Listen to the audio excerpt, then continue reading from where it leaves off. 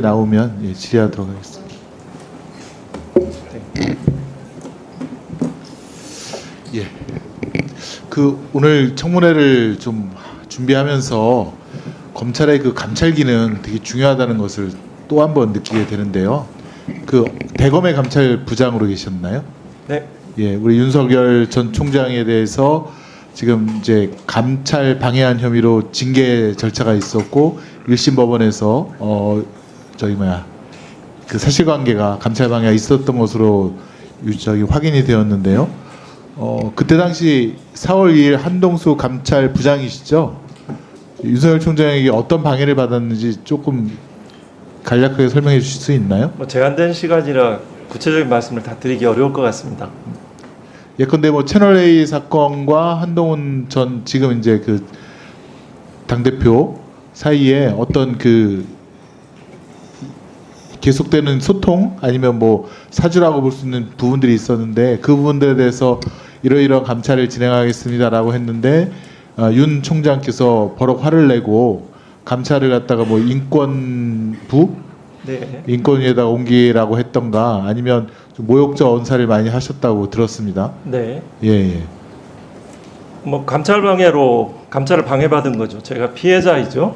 직권남용죄를 명백히 구성한다고 생각을 합니다.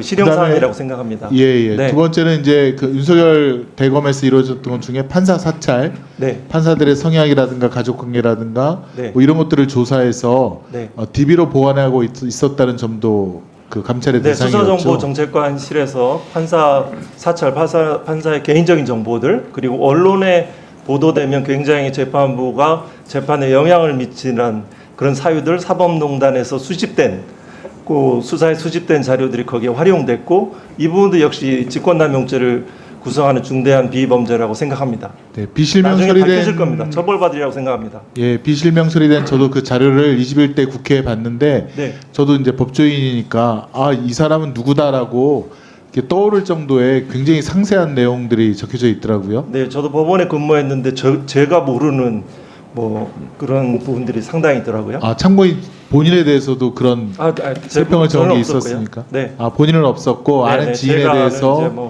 모르는 것들 자료가 무슨 친족 관계 영장 신문 과정에서 그 전날 술을 마시고 신문에 안 나왔다는 등 아주 내밀한 정보들이. 고발 사주도 감찰을 하셨나요? 그렇죠. 고발 사주의 사건의 핵심은 2월 17일 날 뉴스타파 굉장히 신뢰와 신뢰도를 제가 높게 보는 그런 언론사라고 생각합니다. 그 뉴스타파에서 2월 17일 날 도이치모터스 주가 조작 사건들을 보도를 했고 3월 31일 날 MBC 뉴스 데스크에서 그 채널A 사건이 보도가 됐죠. 그것들을 가로막기 위한 총선에 임박한 그 사건이 수사정보정책관실에서 그 부분들 작성을 해서 현재 있는 여당에 전달이 된 그런 사건이죠. 이 부분은 지금 공직선거법 위반이 저는 감찰을 방해받았음에도 불구하고 지금 고발 사주 손중성 씨에 대해서도 1심에서 유죄가 선고되었고 1년에 선고가 됐고 이번 주에 아마 항소심이 선고가 될 예정이고요. 네, 저는 그 법정에서 손준성 검사 개인이 한 일이 아니다. 윤석열 총장의 지시와 승인을 받았다. 한동훈 현재 정치인이죠. 그 대표와의 공모 관계를 살펴봐야 된다라고 했고 그분 판사님들은 모르실 겁니다. 그 검찰의 특수한 경험칙들은 조직에 있어 본 사람 손중성 검사 개인이 했으리라고는 생각한 사람 1도 없습니다.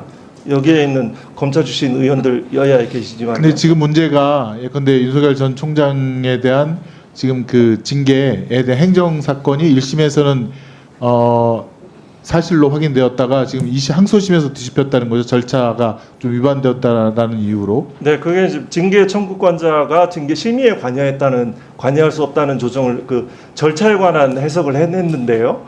그 부분들 저 동의할 수 없습니다. 그럼 되게 절차 위반인 경우에는 다시 새롭게 절차를 진행해서 또 징계를 하는 것이 상례인데 이번 건은 그렇지 않은 것 같아요.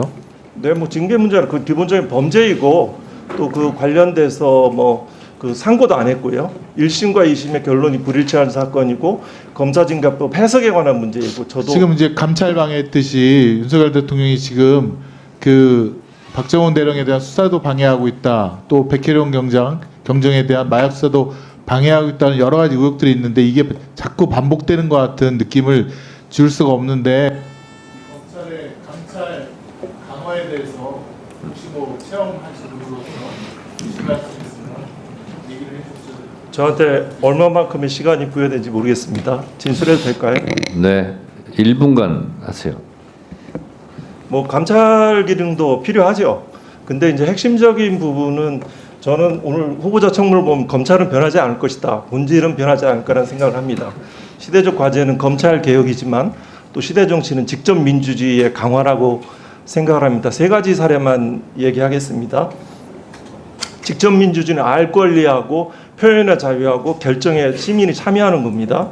세 가지 사례만 얘기하겠습니다. 도이치모터스, 제가 읽어본 그 언론의 보도와 그 자기 계좌를 이용하고 많은 20억이 넘는 이익을 받고 매수 주문을 하면 이건 주범입니다.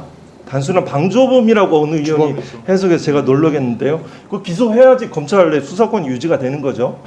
그 한 부분이 있고요. 또 하나는 그 명품백 사건, 이거 공정하게 구성되지 않습니다. 그 절차가 편파적입니다.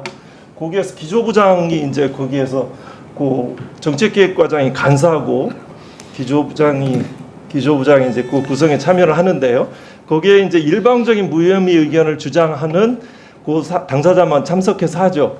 이거는 심지어 1분만도 못합니다. 선거인단의 추첨으로 그 위원이 구성돼야 되죠.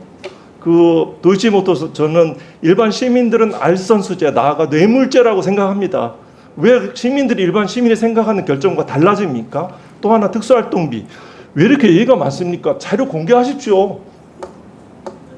거기에 저는 감찰부장의 경험에 비추어서 그게 본래 용도대로 쓰여진 사례가 극히 드물다고 생각합니다.